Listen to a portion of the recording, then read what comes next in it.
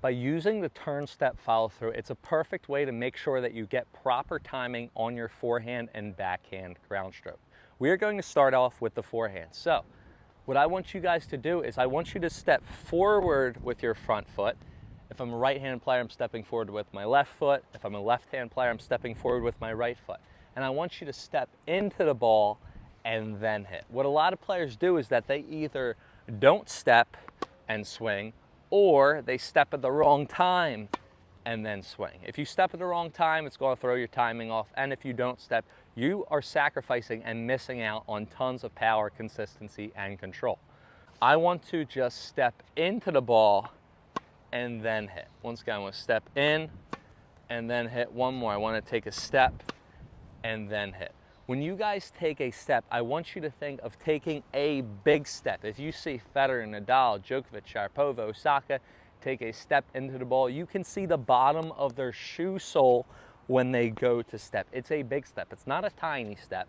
It is a big step. You plant your foot down and then you let your racket go. Same thing for the backhand. So I'm going to plant my foot down and then let my racket go. You want a big step. Think that you're Bigfoot, right? Once you plant your foot down, boom, the floor shakes, you feel the ground shake, and then you swing. You plant your foot down and then swing. So for the backhand, I'm going, because I'm a right-hand player, I'm stepping with my right foot. I'm going to plant my right foot down and then swing. Once again, plant the foot down and then swing. So that's the first thing that I want you to think, just stepping into the shot. Then, in order to master this, you have to get the timing.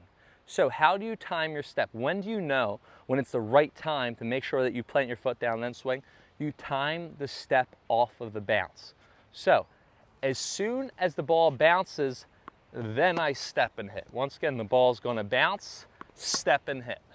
3 more. Here we are. The ball's going to bounce, step and hit. 2 more. The ball's going to bounce, step and hit. 1 more. The ball's going to bounce, step and hit. So you want to make sure that you time the step off the bounce. Same thing for the backhand. So the ball's going to bounce, then I'm going to step and hit. 2 more. It's going to bounce, step and hit, and 1 more. Bounce, step and hit. So once again, you guys always want to make sure you time the step off of the bounce. As soon as the ball bounces, you're going to step and hit.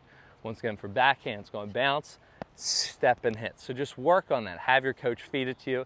Get a slinger bag, go against the wall, and just time that you're stepping forward on the bounce. As soon as you step forward, you're letting your racket go.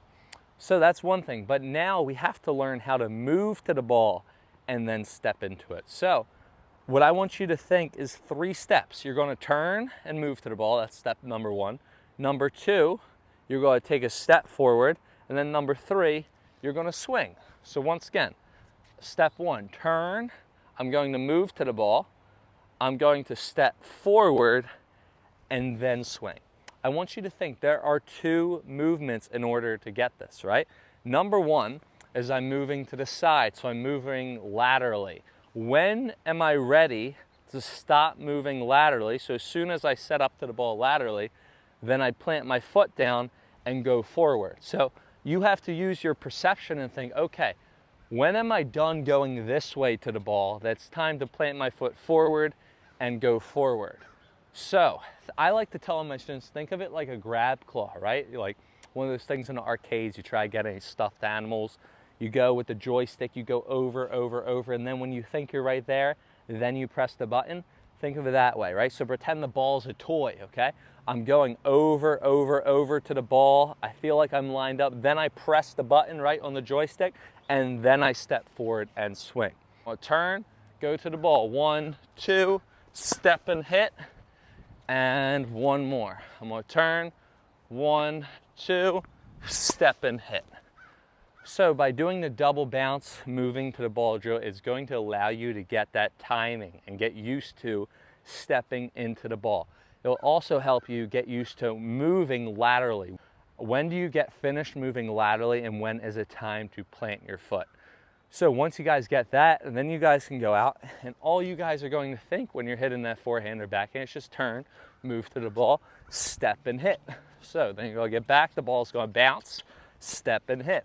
Once again, the ball's going to bounce, step and hit, a couple backhands. Ball's going to bounce, step and hit. 2 more, turn, ball's going to bounce, step and hit, and 1 more. Ball's going to bounce, step and hit. So if you guys can think the turn, bounce, step and hit, if you can step after you hit it, once again, it will give you much more power, consistency, and control. Give it a try, guys. As always, guys, if you guys have any questions or comments, please let me know in the comments below. Have a good one and happy hitting.